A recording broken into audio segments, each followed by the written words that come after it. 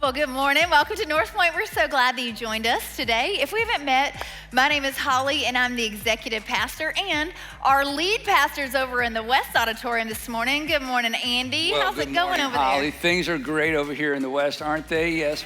Yes. Oh, yeah. Look at him go. Yeah, it sounds riveting. Yes, it sounds amazing. Well, hey, Andy, summer is almost over. I know, 2 more weeks. I know, I can't believe it. No. I know. I've been hitting that snooze button so hard, so I guess that time is over. But you know what? We're going to make the most of summer around here. In fact, tomorrow morning, get ready for this. Just from North Point alone, we are sending 700 high school students to our summer camp called Inside Out Daytona. I know. That's incredible. Well, Andy, tell them how many are going from all that's just from this campus. All of our 8 Atlanta area churches on the north side of the city, over 3,000 high school students to camp, plus 500 or 600 adults. Pray for the adults. Yes. It's amazing. And I'm so grateful for our volunteers, because those are small group leaders. And what happens is, it's not just the normal camp thing like you remember when you went to camp. The small groups spend so much time together. When they hit the fall and they're back in school, there is so much relational momentum. So this is a super important thing going on. So anyway, it's very cool. It really is. And then next Sunday, we're going to wrap up summer with a bang around here. We're going to do something we've never done before. Tell them about that, Andy. Yeah, next Sunday is our very first baptism Sunday we've ever done at North Point in terms of committing the whole service to baptism. So here's what's going to happen. We're going to baptize 143 people in 2 services in 2 hours, okay? Which is very exciting. I know. But here's the amazing thing, and this came as a bit of a surprise. When people are baptized, they generally take an opportunity to invite friends and family members to attend church to see them baptized. It's kind of hard to say, no, I don't want to see you baptized. And many times, this is the first time those friends and family have even been to our church. So these 140 plus adults have invited friends and family. So we're going to have about 700 guests next Sunday to see these folks baptized. So many, we decided to do an event for them and host them in the theater. And if we'd known before, I thought it would have been great to serve donuts to them as they get ready to come to the service. Then we could have called the whole service Dunk and Donuts. That's why they don't let me go to those meetings. But anyway, so it's a really big deal. Now, if this is your first time with us, here's why the Baptism Sunday is a big deal to us.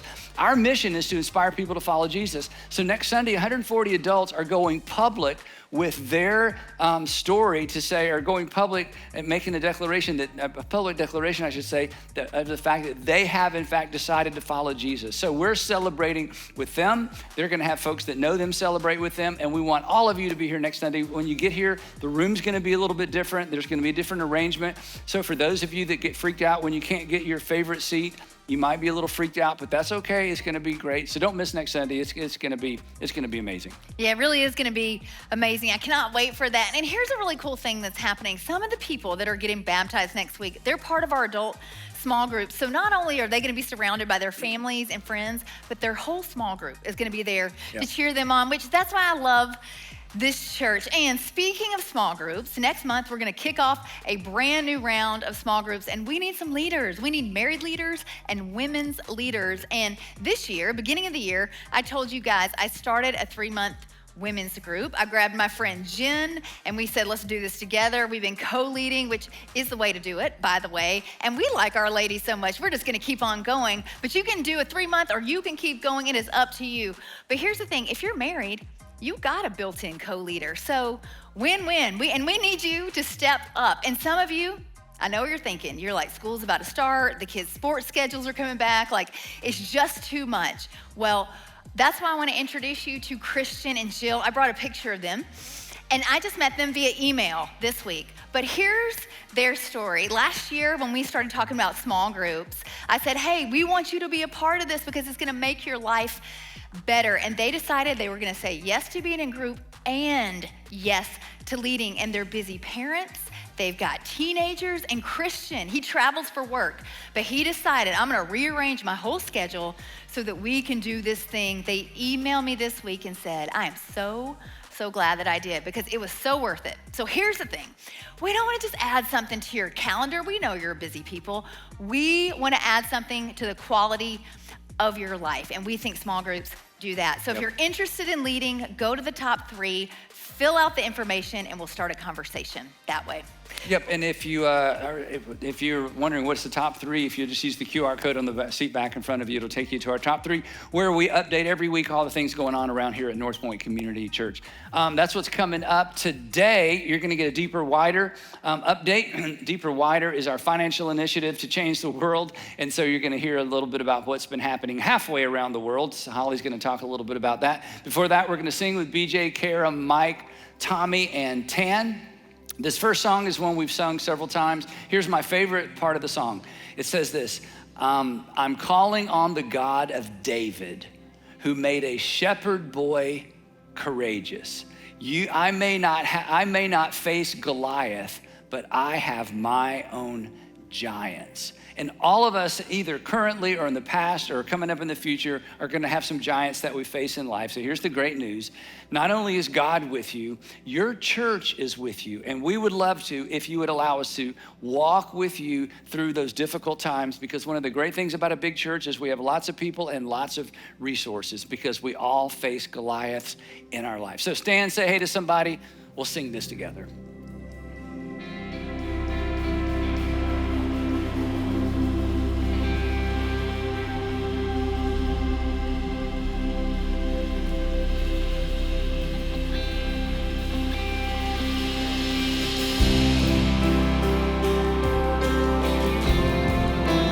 Sing.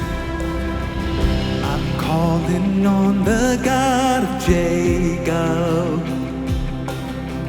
whose love endures to generations. I know that you will keep your covenant. I'm calling on the God of Moses, the one who opened up the oceans.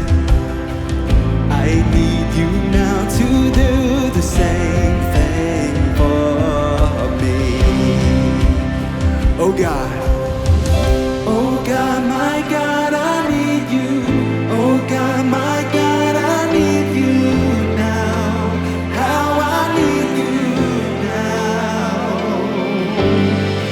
Oh rock of ages, I'm standing on your faithfulness, on your faithfulness. I'm calling on the God of memory, whose favor rests upon the lowly. Yeah. I know with you all things are possible. Yep. I'm calling on the God of David, who made a shepherd boy courageous. I may not face Goliath, but I've got my own giants. Oh God, my God, I need you. Oh God, my God, I need you now. How I need you now. Oh rock of ages, I'm standing on your faithfulness, on your faithfulness.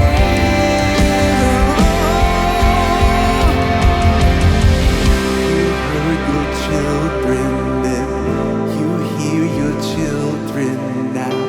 You are the same God. You are the same God. You answered prayers back then, and you will answer. You are the same. You are the same God. You are the same God. You were providing then. You are providing now. You are the same God. You are the same God. You moved in power then. God moved in power now. You are the same God. You are the same God. You were a healer then. You are a healer now. You are the same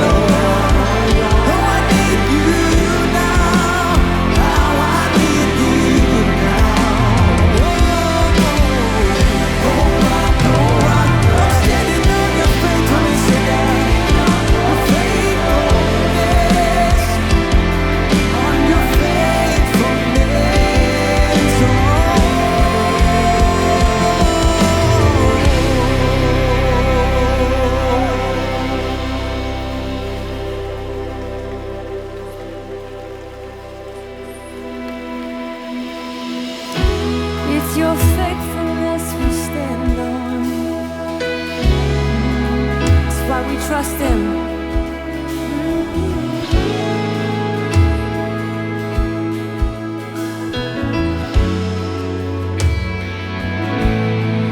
Blessed assurance,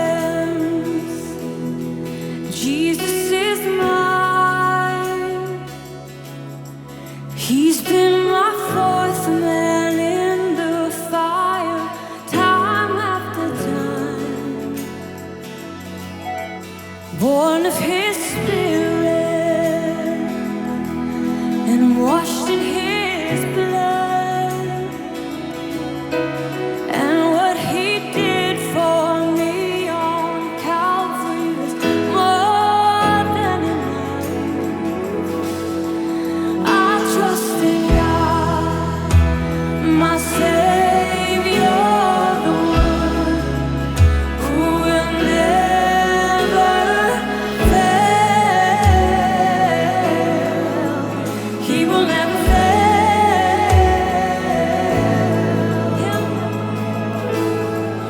Perfect submission, all is at rest. 'Cause I know the author of tomorrow is ordering my steps. So this is my story, and this is my song, praising my risen King and Savior all the day long. I trust in God, my Savior, the one who will never fail. He will never fail. I trust in God, my Savior, the one who will never fail. He will never fail. So I sought the Lord, and he heard, and he answered. I sought the Lord, and he heard, and he answered. I sought the Lord, and he heard, and he answered. That's why I trust him. That's why I trust him. I sought the Lord, and he heard, and he answered. I sought the Lord, and he heard, and he answered. I sought the Lord, and he heard, and he answered. That's why I trust him. That's why I trust in God, my Savior, the one who will never fail.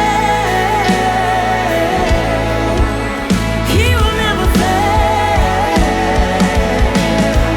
I trust in God, my Savior, the one who will never fail. He will never fail. That's why I trust him. That's why I trust in God. Yes, we do.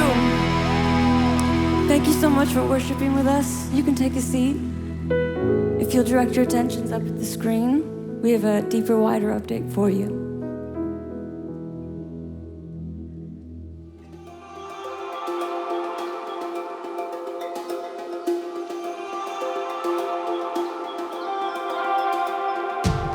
So back in November, Sandra and I traveled to New Zealand and Australia to equip and encourage church leaders. Just over 500 leaders gathered with us in 3 different cities to learn more about creating outward-facing churches. Jason Perkins is the director of the Irresistible Church Network in Australasia, so I've asked him to give you a snapshot of what we experienced together with these amazing leaders and the impact that your generosity through Deeper Wider is having literally halfway around the world. Here's Jason. The Irresistible Church Network Tour wasn't just another event. It was a holy moment for hundreds of church leaders longing to reach their communities. Our first stop was New Zealand, where we're watching something remarkable unfold. In a nation of 5 million people, more than half the population now identifies with no religion at all, and many have never stepped inside a church. Yet leaders here are telling us people are now showing up unprompted, searching online, even being nudged towards our partner churches through tools like ChatGPT. And these church leaders are hungry. They are eager to learn from what you in Atlanta have been doing for years, creating churches unchurched people love to attend. Our second stop was Sydney. Sydney's pastors and ministry leaders carry the weight of a complex, fast-moving city. With a population of 5 million people in Sydney alone, incredible diversity, these church leaders are seeing something surprising. People are returning, searching, asking deeper questions about faith. The opportunity is great, and because of your investment, these church leaders are helping meet Sydney's spiritual hunger with the hope of Jesus. Finally, in Brisbane, a city approaching 3 million and one of the fastest growing regions in Australia, church leaders are navigating a culture that is literally shifting underneath their feet. This is a young, expanding city where the number of people who identify with no religion continues to rise, and where many families have little or no church background at all. Church leaders are stretched as they try to innovate while still pastoring people well. Yet they are also energized because every week new faces are walking through their doors, people who are exploring faith for the first time. These leaders sense the urgency for something different, and the opportunity is real. You are equipping them to reach the unchurched with clarity, creativity, and a vision of church that connects with the next generation of Brisbane. And none of this happens without you. You may never meet the leaders who were impacted, but please hear this clearly. Your generosity through Deeper Wider is shaping churches across Australia and New Zealand. Thank you for believing in this work, resourcing this vision, and standing with us as we help leaders create churches that unchurched Aussies and Kiwis love to attend. We couldn't do this without you.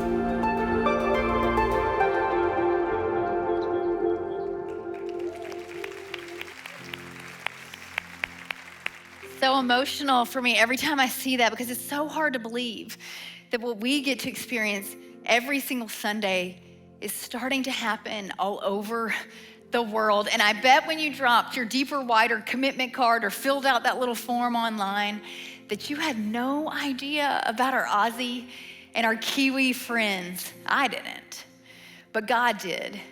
And if you're new here, we've been on a journey because we got a big vision. We want to see outward-facing churches in every community all over the world, not because we care about being big, but because we want Jesus to be real and accessible to people.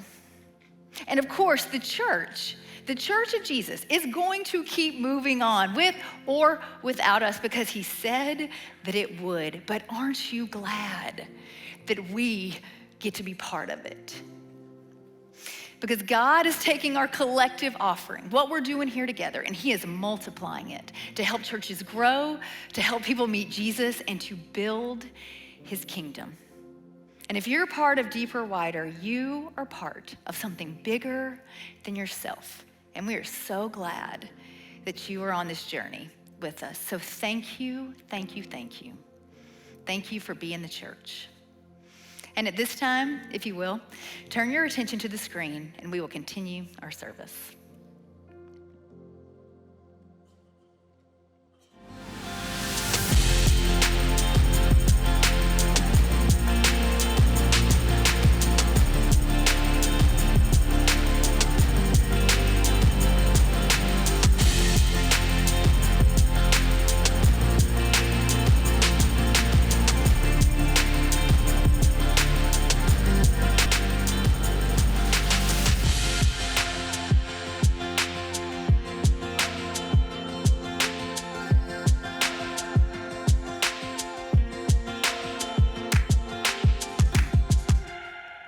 So before I jump into the message, I want to kind of tag along with what Holly just said, and then it serves as an introduction to the message. So last weekend, as some of you know, because I let you know before I went, I was in Brazil, and we have a network, just like the Australasia network you just saw, we have a Latin American network. It's grown so much that we decided to split it into two networks because in Brazil, they speak Portuguese.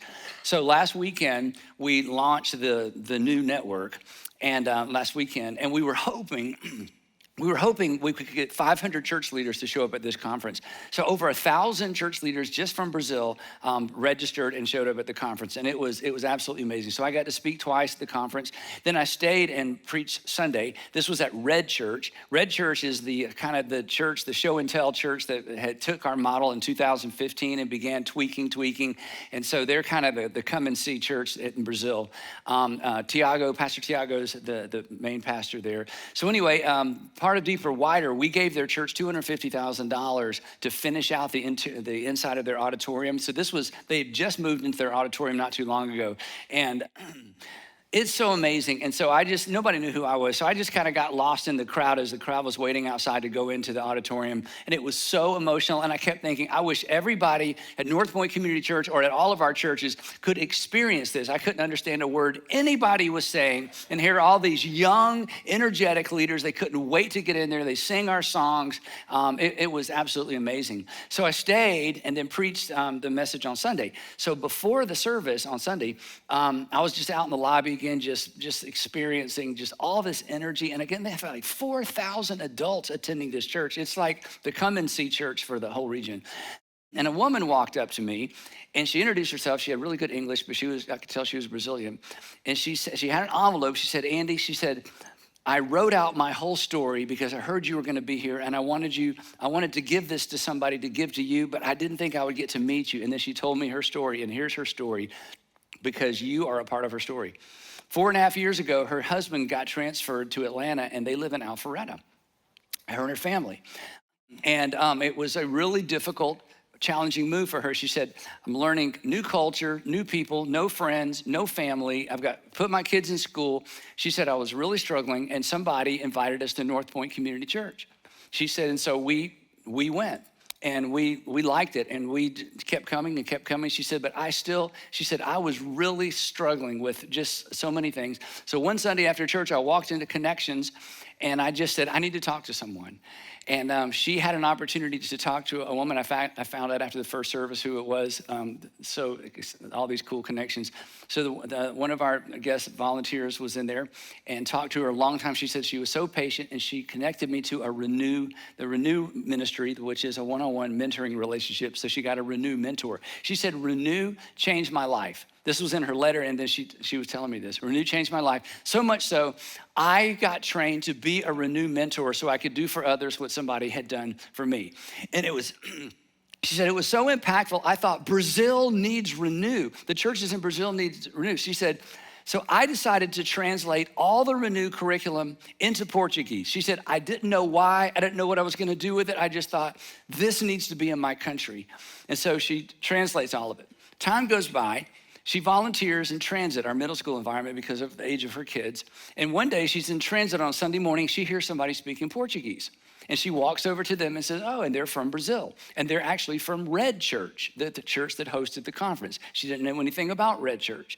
And she found out about it. She said, oh, and then she found out that this was a partner, on and on and on. So every summer they go back to Brazil in order to see family, parents and grandparents. They spend about a month. So she found out, because a couple of weeks ago I mentioned I'm going to Brazil. She found out about the conference. They were going to be there anyway. So she showed up on that Sunday morning because she wanted me to get this letter or hear her story.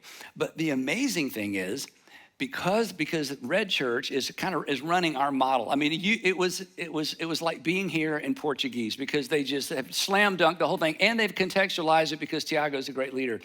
But they want to do Renew, and she's already translated the whole curriculum into Portuguese and didn't even know why. Anyway, so that was amazing. And I just found this out too today, after I told the story in the 9 o'clock service. She was baptized here. She got baptized after going through Renew. She posted her baptism story on Instagram. Somebody she didn't even know commented on it, but apparently I think she's from Brazil as well. She reaches out to this woman, meets her for coffee, invites her to church. She starts coming to church, and she's getting baptized next Sunday as part of the 140 people. Now, here's my point. I know, it's amazing. And here's the connection to the sermon. All of that happened because somebody took a chance to invite her to North Point Community Church. And then somebody was volunteering there. Somebody helped create transit. All of these connections that's impacting, again, this amazing church in Brazil that's amazing the area, impacting the area. Here's the cool thing. At the end of the conference, the 2-day conference, there were 400, instead of 500 people, there were 1,000 people there who represented 400 churches in Brazil. And over 115 of those churches immediately leaned in and took the first step to becoming partner churches in the nation of Brazil. So all that to say, what you're doing is having an extraordinary impact, and you just show up and you're just kind of doing your thing and serving and doing group and stuff, but God is using you in an amazing, amazing way. And every time I visit one of these environments like you saw on the video, I just think if everybody could see this, those of you who are part of Deeper Widers, as Holly said, you would be so, so encouraged. So all of that is a good transition into today's message. I promise I'll let you out almost on time. Part two of our series, You're Invited. As Joel said last week in kicking this off, he said, this is the largest church I've ever attended, and it's the largest church, ours is the largest church certainly I've ever attended, perhaps you as well. And I know that not everybody likes big church. There's a lot of criticism about big church, but I gotta tell you, I love what this big church did for my little kids growing up. And I love what this big church does for our communities. Wherever we put a church, we make the community better. And as we've just seen, I love what we're doing together. I love what this big church is doing for our world. The other thing Joel mentioned last week, he asked the question, he said, so how did we get so big? Not that anybody really asked this, but it's a good question. In other words, how did we go from 250 core families, which is a lot of people to start a church with, 250 core families, to currently like 47,000 active adults and thousands of children and teenagers and, students as well. And, sometimes when I'm with business leaders or I'm in other environments outside of Atlanta, they ask, how did you do that? What's the secret? I've been asked multiple times, what's your marketing strategy? You must be a brilliant, marketer. And I'm like, well, there's no secret and there's no strategy. The only reason we're big is real simple. People invited people who just kept on inviting people. In fact, whenever we survey, we survey everybody, all of you, about once a year. The number one reason people show up at one of our churches is because of a personal invitation. In fact, apart from a personal invitation, my hunch is most of you wouldn't know we're here and you wouldn't be here. And as Joel talked about last week, and this was kind of the focus of his sermon, which I really loved, a personal invitation is actually how the whole Jesus movement multiplied and got started from day one. The Jesus movement, the movement of Jesus, should have never survived the first century. Jesus, as a rabbi, was sandwiched between the temple that stood against him and the Roman Empire that stood against him, and he should have been crushed, and his message should have never made it out of the first century. But it did.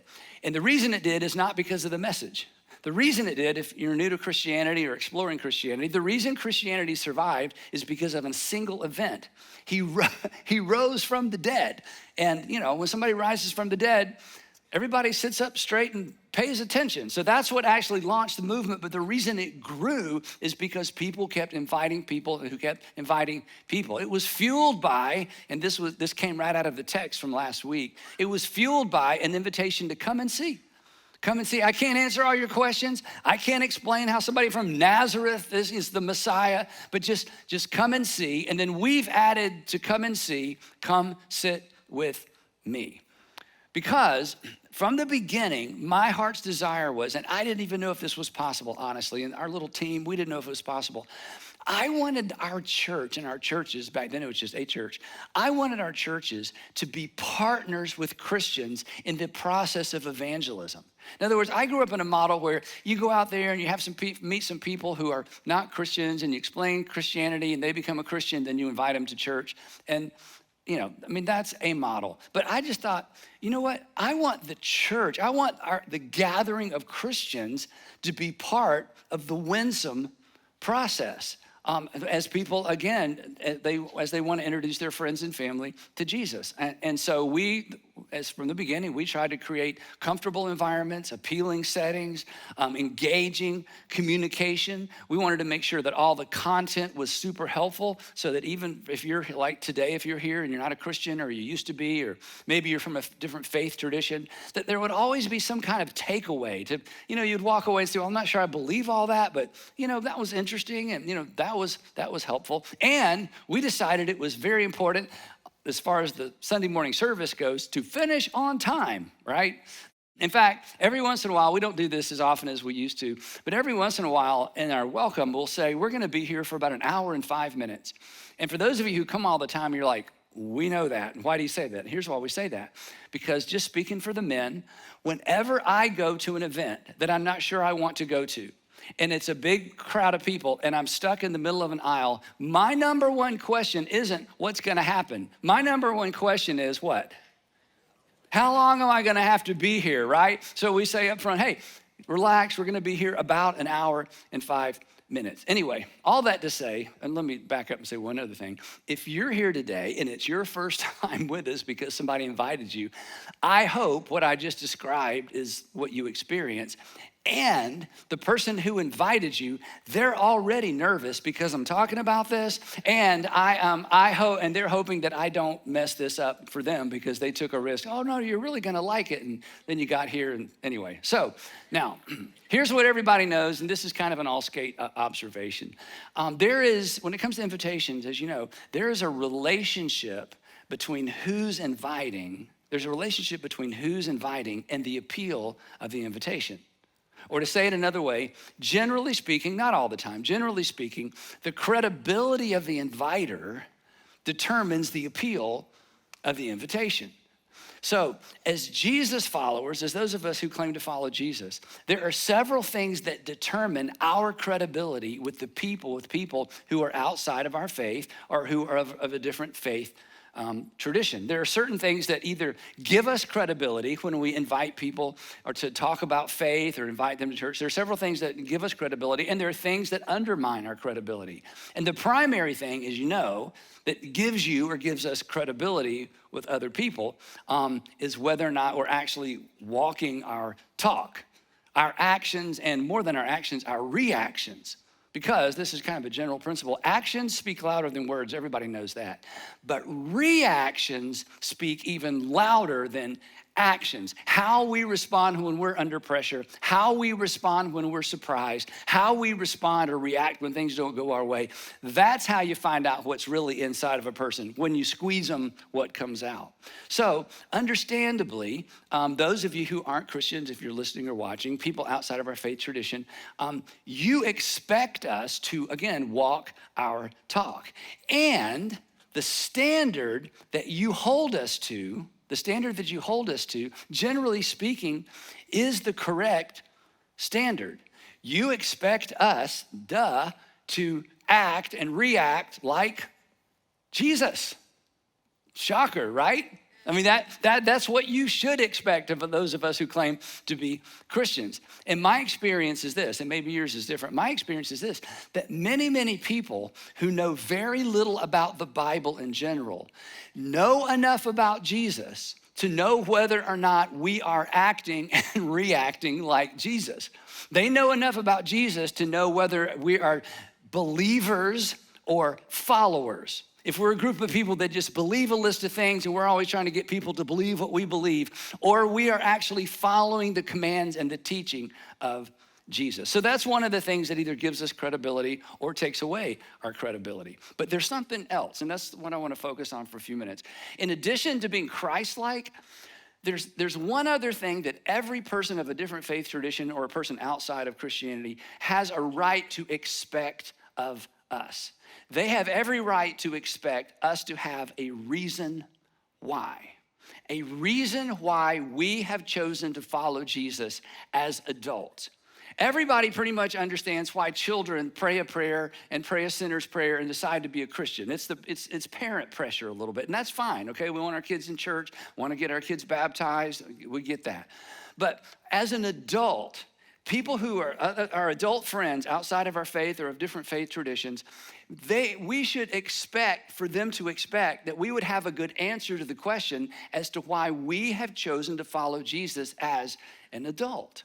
And in the book of Acts, which is the book of Acts, there's Matthew, Mark, Luke, John, and then the book of Acts. Acts, if you're a church person, you know, Acts is the history of the church for the first, 30 or 40 years after the resurrection of Jesus.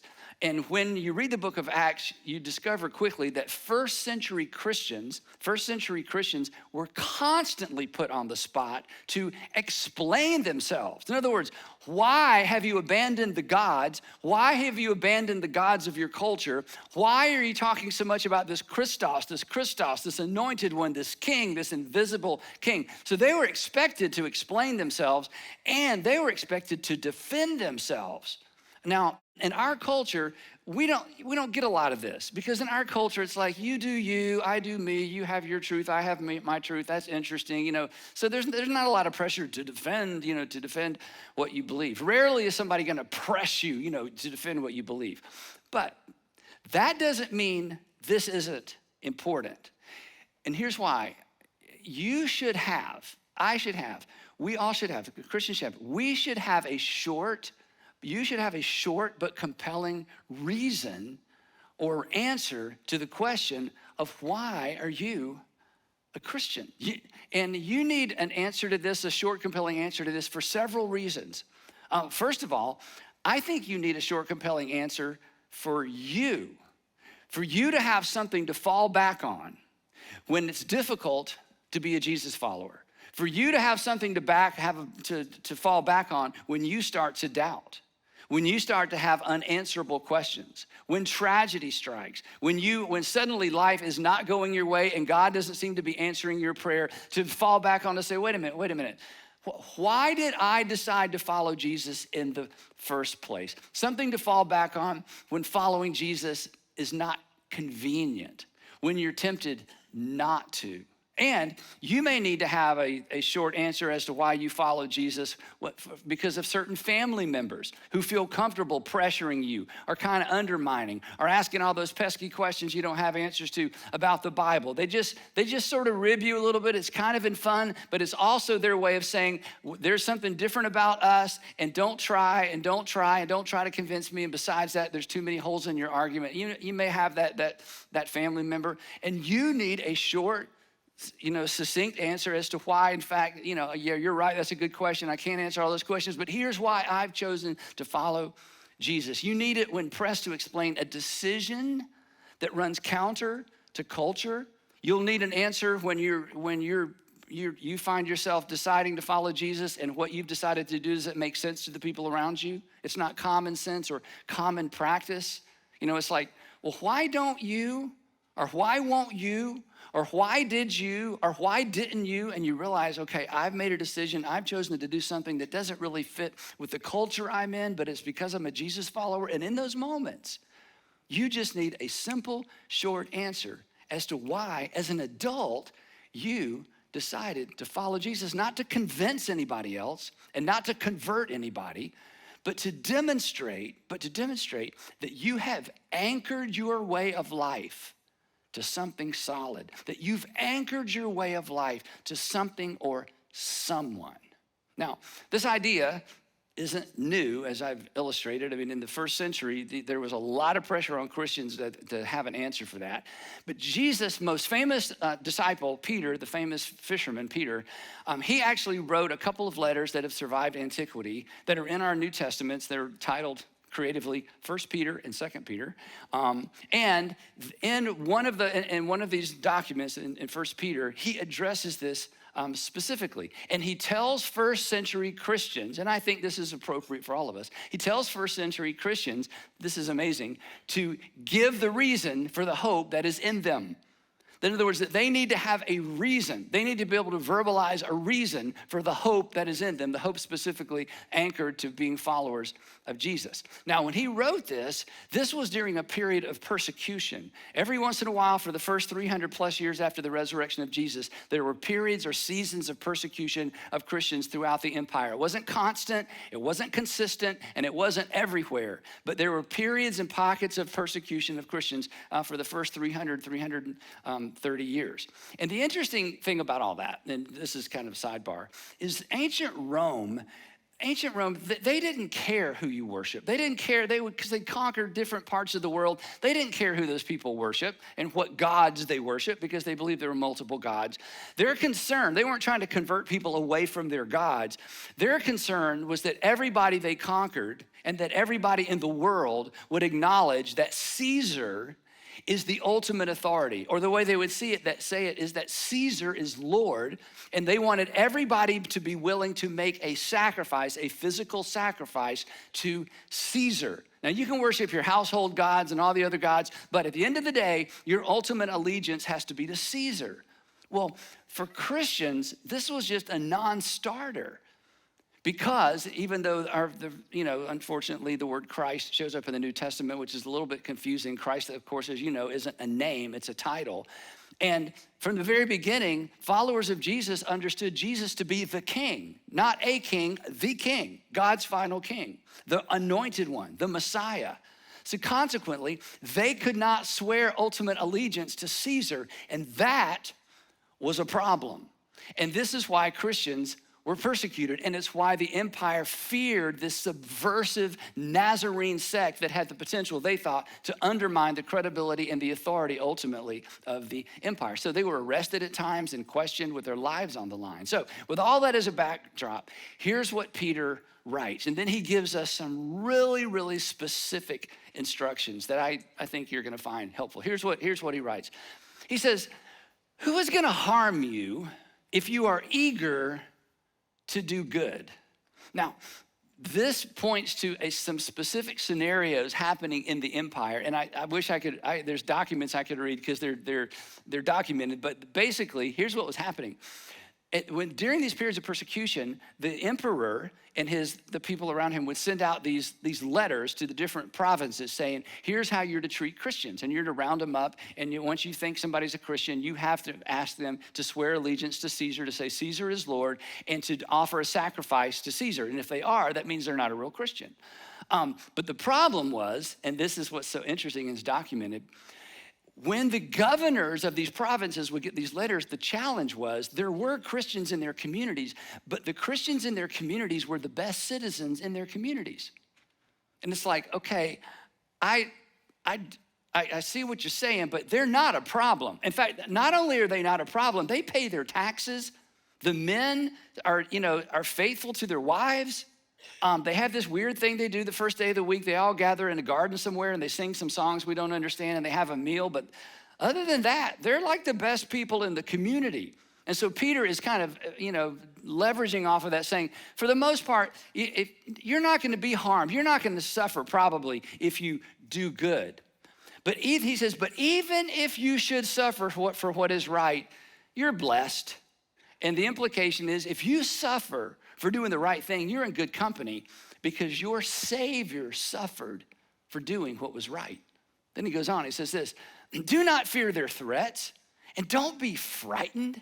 And now he's echoing what Jesus taught when Jesus said, it's kind of funny if you think about it. Jesus said, don't fear those who can kill the body. Don't fear the people, the worst they can do is kill you. You're like, well, then who are we supposed to fear? I mean, that's like the worst thing, right? What do you mean don't fear those who, he says, well, I'm not dumb. Don't fear those, or don't really swear your allegiance. Don't swear your loyalty to those who the only thing they can do is kill your body, but can't touch your soul. And that's what Peter's alluding to here, that you have eternal life. And so you don't need to be frightened of those that the only thing they can do is take your physical life. The implication is don't allow your persecutors and don't allow your intimidators to become your masters. Because if you defer your loyalty to them away from Jesus, you have allowed your enemy to become the boss of you. He goes on, he says this, but instead of being frightened, in your hearts, revere Christ as Lord. Hagiazo is the Greek term here. And essentially what this means is he's saying, look, you've got to keep your king the king. You've got to make and keep Jesus as your king. Don't let anybody else become the king or the Lord of your life. Revere the king, that's what Christ means, the anointed one, as your ultimate authority. For us, because we're not physically persecuted, for us, this really means don't allow your insecurity, don't allow your inability to answer a hard question, and don't allow fear to remove Jesus from the throne of your life. To which we respond, okay, makes sense. Thanks, Peter. You got any other suggestions? Like, how do we do this? How do we prepare for those moments when somebody's like, why would you do that? Why wouldn't you do that? Why are you going there? Why won't you let your kids? Why won't you attend? What's wrong with you? And so he tells us, and this takes us back to where we started. He says, because of all this, always be prepared. Always be prepared. Always be prepared. In other words, if you're gonna be prepared, that means you've done something ahead of time. You haven't waited for the moment, you've prepared for the moment. Always be prepared to give an answer to everyone who asks you to give the reason for the hope that you have. Literally, always ready for a defense you should be. Always ready for a defense you should be. Now, here's why I love this verse. Peter is very specific, which is very helpful. In fact, what he doesn't say is as or more important than what he does say. Here's the good news. He's not requiring his audience, and he's not requiring us to defend Christianity. He's not asking his audience or us to defend the Bible. In fact, there wasn't the Bible until all the persecution had gone away, because the first Bible wasn't assembled until the early 4th century, when Rome had capitulated without a Bible and declared Jesus a God, or in many cases, the one and only God. That's when the Bible was assembled. So he's not saying you should be able to give a reason and an explanation and defend everything in the Bible because there wasn't a Bible. And he's saying I don't expect you to give an explanation for everything that happens in the church. You don't have to defend the behavior of Christians in the past, the present, or the future. He's very specific, and this is very helpful. And I think this is something we should pay very much attention to. He says, you should be prepared to explain the hope that you have. You should be prepared in an elevator pitch and a short statement, and without saying, okay, give me 3 weeks and or 2 weeks or 3 hours. You should be prepared to explain in a sentence or two the hope that you have, why you as an adult have chosen to follow Jesus. That's it. That's what he's talking about. And then he describes the tone and the posture of our response. And the bottom line, I'll give you my words, then we'll read his, is simply this: and don't be defensive and don't be offensive. You don't need to be defensive. You're not trying to convince them. You're just saying, well, here's why I have chosen to follow Jesus. And don't be offensive, because you're here to be winsome, and you're not going to be persecuted for your good behavior. Here's how he says it. He says, but when you give a reason for the hope that's in you, do this with gentleness and respect, keeping a clear conscience. In other words, humble and courteous. Hey, I'm glad you asked. Don't do or say something that you're going to have to apologize for later. And here's a tip, okay? And this is just great in general for parenting or leadership or anywhere else. Whenever somebody asks you a question and you sense that they are questioning you, there's a difference between somebody asking a sincere question and somebody asking a question, they're questioning you. You should always respond as if they're asking a sincere question and pretend like you don't even notice they're questioning you. That's a good question. Oh, you know what? I've never thought about it. Give me a minute. You know what? I'm so glad you asked that question. And then Peter tells us why this is so important, why this posture is so important, and why our tone is important. He says, I want you to be gentle and I want you to be unoffensive when you answer. He says, so that, he continues, so that those who speak maliciously against your good behavior in Christ, I can't believe, you're doing that because you're a Christian, you won't go because you're a Christian, you won't, those who are like kind of make fun of you or critical because of what you've chosen to do or not do because you're Christian. He said, if you'll do this the right way, graciously, ultimately, they may be ashamed of their slander. Now, there's no guarantee that's gonna happen, but you know this, especially in the United States. Selfless, generous, compassionate, selfless, generous, compassionate living is ultimately unassailable. In other words, if we are Christ-like, people may have real problems with what we believe, but they shouldn't have much problem with the way we ultimately behave. This is why, so when I'm talking to church leaders, I cast this vision. I say, my vision is this, a world in which people are critical or confused by what we believe, but are amazed at how well we love each other and are amazed at how well we treat them. That should be the differentiator for the church. That people are, maybe critical of what we believe. I get that. We believe some weird stuff, man rose from the dead, right? Okay, they may be critical of what we believe, but they have a hard time being critical of us because we're the best citizens. We're the best family people. We're the best employers. We're the best employees. The way we treat each other and the way we treat even people we disagree with. He goes on, he says this, for it is better, and we'll wrap this up, for it is better if it is God's will to suffer for doing good than to suffer for doing evil. For Christ also suffered once for sins, the righteous for the unrighteous, to bring you to God. Jesus suffered and we benefited. We may suffer for the sake of other benefiting. So wrapping this up, okay, here we go. Here's the real question. So, why are you a Jesus follower if you are? Why? What's your reason? What's your elevator pitch? Well, when I was a child, no, you're not a child anymore, you're an adult. Why are you a Jesus follower? Now, I'll let you in on something. I've never shared this before, and so I'd rather it stay in the room, okay? But I have repeated my two go-to reasons for my faith, my elevator pitches. I have repeated these two so many times in sermons that some of you have memorized my elevator pitches even though you didn't know you memorized them because I've said them so often. At least I hope you have. So until you have your own, you are certainly welcome to borrow mine. So what is my answer? What is my answer to the question, what is the reason for the hope that I have? Here are my two go-to answers. One's kind of theological, depending on who's asking, and one's super practical. The theological one is this.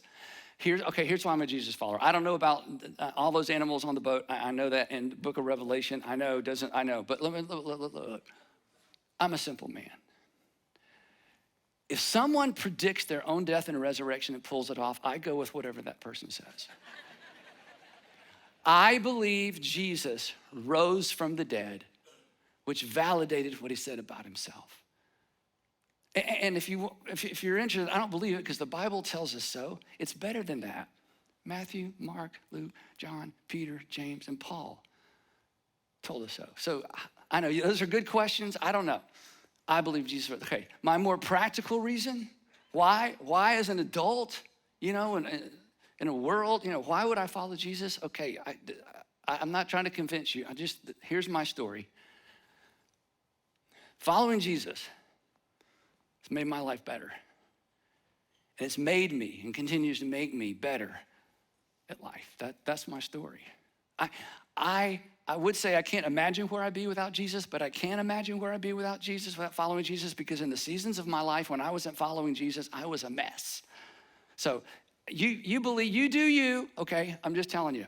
Following Jesus, not believing, a bunch of stuff, has made so that's my story. Now, real quick, if you're here or listening, watching, and you're not a Christian, you have a reason, or you have reasons not to be a Christian. And if I were to hear your reasons, I get that. Or if you used to be a Christian or a church person and you are no longer part of church or Christianity, you also have reasons or a reason, right?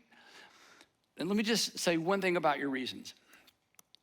If your reason for not considering Christianity, or if your reasons for leaving the church and leaving Christianity has anything to do with the behavior of Christians, I would just say this to you as kindly as I can. In fact, forget what I would say. Let me tell you what Peter would say. Peter would say, please, because he just said it. These are my words, my rendition of what he just said. Peter would be quick to say, hey, please, whoa, please don't allow imperfect Jesus followers to cause you to miss Jesus. And if you were to say, why, Peter? He would say, because I didn't read about this. I wasn't told about this. I was there when he suffered once for sins. The righteous, and I'm telling you, he was righteous. I was with him for 3.5 years. He was righteous. And I know me, Peter would say, and I am unrighteous. Let me tell you how unrighteous I am. I have no room to brag or talk. When my rabbi was arrested and I was intimidated and all my insecurities came to the surface, I told a middle school girl I didn't even know who he was. So if you're looking for hypocrites, Peter would say you're looking at one. But I'm telling you, don't miss my rabbi. He was the righteous one who came to give his life for unrighteous people like me, to bring you and to bring us to God. For those of you here who are listening, watching, who are Christians, you know this, you work with, you do life with people of a different faith or who have no faith. At some point, you may be tempted to walk away from faith. For that reason, you need an elevator pitch. You need to ask yourself, think deep, think hard. You can use my language, but it needs to be your story. Why have you chosen and why do you continue to follow Jesus? And you need to have an answer to that question on the tip of your tongue. Peter's right. We should be always, he said, we should always be prepared to give an answer people understand and can digest, an answer for the hope that is in each one of us. You need a reason for the hope that is in you. So, conclusion. Our conduct should serve as credibility for our invitation to follow Jesus. And next week, this is what I don't want you to miss next week. Next week, we're going to celebrate with 140 or so adults who have accepted the invitation to both attend our church, and then more importantly, they have accepted an invitation to follow Jesus, and they're going public with that decision. And here's the thing.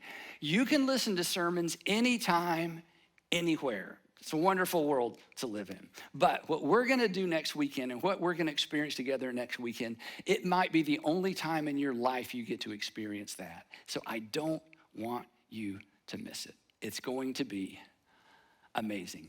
It's going to remind us of how important what we do as a local church really is. So I'm gonna pray, and then Tan's gonna come out here with the band and sing us out, and then we'll let you go. So let's pray together. Father, thank you so much for preserving this ancient document. Thank you for the faith and the faithfulness of Peter. Goodness, his story, it becomes a context for whatever we've done wrong, because he knew so much and failed so miserably at the end. So he gets us. So wherever this lands with us, Father, for the non-Christian or person used to be or considering faith, I just pray they wouldn't, that nothing we do or I do or that we say or that I say, I pray that none of that would get in the way of their willingness to lean into the person of Jesus of Nazareth. And for the rest of us, Father, I pray that we would be prepared, that we would always be prepared. And Father, for the man or woman or the single or college student or married adult who's here today and they're honestly thinking about just walking away from faith, I pray that you would remind them of why they chose to follow you in the first place, and that anchor would hold, and that firm foundation would keep them firmly in their faith. In Jesus' name.